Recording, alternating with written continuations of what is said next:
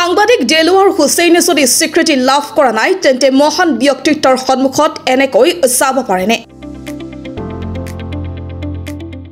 দেলোৱাৰ হুছেইনে যদি স্বীকৃতি লাভ কৰা নাই তেন্তে মহান ব্যক্তিৰ সন্মুখত চুঙাটো লৈ থিয় হ'ল কেনেকৈ মুখ্যমন্ত্ৰীয়ে মন্তব্য কৰিলে সাংবাদিক দেলোৱাৰ হুছেইন মজুমদাৰৰ স্বীকৃতি নাই কিন্তু এইজন দেলোৱাৰেই বহু বছৰ পূৰ্বে স্বীকৃতি পাই থৈছে সাংবাদিকৰ স্বীকৃতি নহলেনো মহান ব্যক্তিত্বৰ সন্মুখত চুঙাটো লৈ থিয় হোৱাৰ সুযোগ পায়নে ব্যৱসায়ী দেলোৱাৰে এই স্বীকৃতি অৱশ্যে হৈছৈ কৰি ঢাক ঢোল বজোৱা স্বীকৃতি নাছিল সেয়ে বহুতে নুবুজিব সাংবাদিক দেলোৱাৰ হুছেইন মজুমদাৰক পুনৰ গ্ৰেপ্তাৰ বেংকৰ গুৰুত্বপূৰ্ণ নথিপত্ৰলৈ পলায়ন কৰাৰ অভিযোগত গ্ৰেপ্তাৰ সাংবাদিকগৰাকীক বিএনএছৰ 329/324 4/351 ধাৰাত গ্ৰেপ্তাৰ দেলোৱাৰক বিএনএছৰ 309/115 ধাৰাও লগাইছে দেলোৱাৰৰ বিৰুদ্ধে পুনৰ গ্ৰেপ্তাৰ সাংবাদিক দেলোৱাৰ হুছেইন মজুমদাৰক গ্ৰেপ্তাৰৰ পাছতেই লৈ যোৱা হৈছে পানবজাৰ থানালৈ বেংকৰ গুৰুত্বপূৰ্ণ নথিপত্ৰলৈ পলায়ন কৰাৰ অভিযোগ দেলোৱাৰ হুছেইন মজুমদাৰৰ বিৰুদ্ধে 111/25 নং গোচৰত গ্ৰেপ্তাৰ সাংবাদিকগৰাকীক বিএনএছৰ 329/324 4/351 ধাৰাত গ্ৰেপ্তাৰ দেলোৱাৰক বিএনএছৰ 309/115 ধাৰাও লগাইছে দেলোৱাৰৰ বিৰুদ্ধে যোৱাকালি সাংবাদিক দেলোৱাৰ হুছেইনৰ গ্ৰেপ্তাৰক লৈ প্ৰতিক্ৰিয়া মুখ্যমন্ত্ৰীৰ পাৰ্ট টাইম এজন ৰাজনৈতিক ব্যক্তিৰ পৰ্টেলত কাম কৰা বুলি মই জানো দেলোৱাৰ হুছেইন সাংবাদিক বুলি লিখি দিবলৈ সাংবাদিকক আহ্বান মুখ্যমন্ত্ৰীৰ সাংবাদিকে দায়িত্ব ললে দেলোৱাৰ হুছেইনক এৰি দিব মুখ্যমন্ত্ৰীয়ে দেলোৱাৰ হুছেইন মজুমদাৰ নাই সাংবাদিকৰ চৰকাৰী স্বীকৃতি পত্ৰ ইয়াৰ পিছতে সামাজিক মাধ্যমত দেলোৱাৰ হুছেইন আৰু এগৰাকী মহান ব্যক্তিত্বৰ সৈতে এটি পুৰণি ফটো ভাইৰেল হৈ পৰিছে যদি সঁচাকৈ দেলোৱাৰ হুছেইনে সাংবাদিক হিচাপে স্বীকৃতি লাভ কৰা নাই তেন্তে মহান ব্যক্তিত্বৰ সন্মুখত চুঙাটো লৈ থিয় হ'ব পাৰিলে কেনেকৈ এই প্ৰশ্ন এতিয়া সৰ্বত্ৰ উত্থাপন কৰিছে সচেতন মহলে তেখেতটো পোৰ্টেলত কাম কৰে আৰু পোৰ্টেলত কাম কৰা লোকসকলকটো আমি সাংবাদিক বুলি এতিয়ালৈকে আমি সিদ্ধান্ত লোৱাই নাই অসমত যিসকলে পোৰ্টেলত কাম কৰে লিগেসি মিডিয়া ৰাজ্য চৰকাৰে সাংবাদিকৰ স্বীকৃতি দিয়ে কিন্তু ইউটিউব চেনেল পোৰ্টেল এই সকলক সাংবাদিকৰ স্বীকৃতি দিয়াৰ বিষয়টো আপোনালোকৰ লগত আমাৰ আলোচনা চলিহে আছে সিদ্ধান্তটো হোৱাই নাই আমি কোনো পোৰ্টেলক ডিআইপিআৰে সাংবাদিকৰ মৰ্যাদা আজিলৈকে দিয়া নাই তেওঁলোকে নিজে নিজে পোৰ্টেল চলাই আছে বেলেগ কথা ৰেজিষ্ট্ৰেচনো নিদিও আমি এডভাৰটাইজো নিদিও আই কাৰ্ডো নিদিও গতিকে এই ব্যক্তিজন অসম চৰকাৰৰ সাংবাদিকৰ সংজ্ঞাত তেখেত নপৰে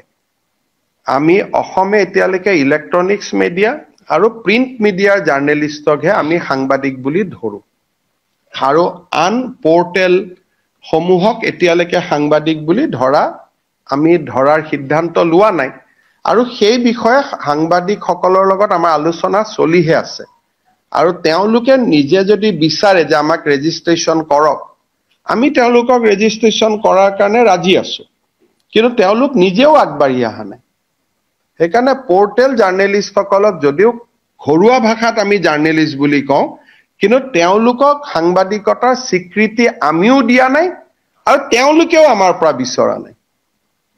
গতিকে মই ভাবো যে এইটো এজন ইন্ডিভিজুৱেল ব্যক্তি আৰু তেনেকেতো অসমত বহুত কেছ ডেইলি ৰেজিষ্টাৰ হৈ থাকে আৰু এখেত সাংবাদিক নে ব্যৱসায়ী তাৰো এটা দৃষ্টিভংগী আছে কাৰণ তেওঁতো ডাম্পাৰ আদিৰ ব্যৱসায়ও কৰে গতিকে এটা ব্যৱসায়িক কাৰণত গ্ৰেপ্তাৰ হৈছে নে আন কাৰণত গ্ৰেপ্তাৰ হৈছে তাকো জানিব নোৱাৰি কিন্তু মই যিগৰাকী ব্যক্তিৰ নাম জানো তেওঁৰ 4-5খন ডাম্পাৰো আছে তেওঁ বিভিন্ন ব্যৱসায়ও কৰে পাৰ্ট টাইম এটা চেনেল এটা পোৰ্টেলত কাম কৰে আৰু সেই পোৰ্টেলটো ৰাজনৈতিক ব্যক্তিৰ পোৰ্টেল গতিকে এটা সাংবাদিকৰ ডেফিনেশ্যনত আহিব নাই আমি প্ৰেছ ক্লাবৰ লগত কথা পাতিব লাগিব না প্ৰেছ ক্লাবে প্ৰতিবাদ কৰিছে কিন্তু প্ৰেছ ক্লাবৰ লগত এতিয়ালৈকে সিদ্ধান্তই হোৱা নাই যে পোৰ্টেলক সাংবাদিকত ধৰিম নে নধৰিম এতিয়া যদি তেওঁলোক আগবাঢ়ি আহে আমিতো ভাল পাম কাৰণ আজিলৈকে আমি এডভাৰটাইজো নিদিও একো নিদিও আমাৰ লগত কোনো সম্পৰ্কও নাথাকে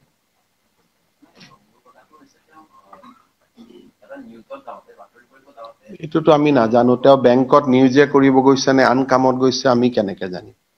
বা আন সাংবাদিকে কেনেকে তাৰ গ্যাৰান্টি ল'ব পাৰিব আজিকালি দিনত আমি নিজৰ ল'ৰা ছোৱালী গ্যাৰান্টি ল'ব নোৱাৰো তেওঁ এটা বেংকত গৈছে সাংবাদিকো নহয় এটা তেওঁ কি কামত বেংকত গৈছে বাকি সাংবাদিকসকলে তেওঁৰ হৈ কেনেকে ক'ব এইটো তেওঁ ঘৰুৱা কামতো যাব পাৰে, নিজৰ কামতো যাব পাৰে, এইটোতো কোনেওতো ক'ব নোৱাৰে। প্ৰথম তেওঁ এজন সাংবাদিক হ'ব লাগিব স্বীকৃত। দ্বিতীয় তেওঁ কি কামত গৈছে এইটো আমি জানিব লাগিব।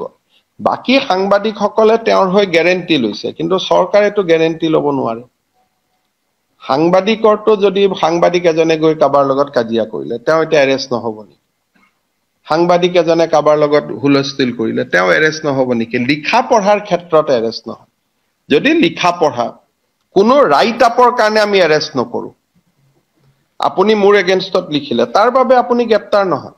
বা মই নকৰোঁ বা আমি কোনেও নকৰোঁ। সাংবাদিকৰ যিটো এটা ফ্ৰীডম আছে এইটো লিখনিক লৈ, কিন্তু কাৰ্যালয়ত গৈ কি কথা বতৰা পাতে সেইটোতো এটা বেলেগ ইস্যু হৈ গ'ল নহয়। সেইকাৰণে সেই মানুহজনকো সাংবাদিকসকলে শুনিব লাগিব। মই জানাত এতিয়ালৈকে সাংবাদিক সংঘ এপেক্স বেংকত গৈ মেনেজাৰজনৰ লগত কথা পতাই নাই যে আপোনাৰ তাত কিয় আহিছিল, কিবা বেলেগ কথাত আহিছিল, ঘৰুৱা কথাত আহিছিল, লোন বিচাৰি আহিছিল, লোন নিবিচাৰি আহিছিল, তেওঁ তাতে লোন বিচাৰি গৈছিল নে কি বিচাৰি গৈছিল, সেই কথাখিনিতো সাংবাদিক সংস্থাৰ প্ৰতিনিধি দল এটাতো এপেক্স বেংকত যাব লাগিব, দুই পক্ষতো শুনিব লাগিব। এতিয়ালৈকে কোনোৱেও যোৱা নাই।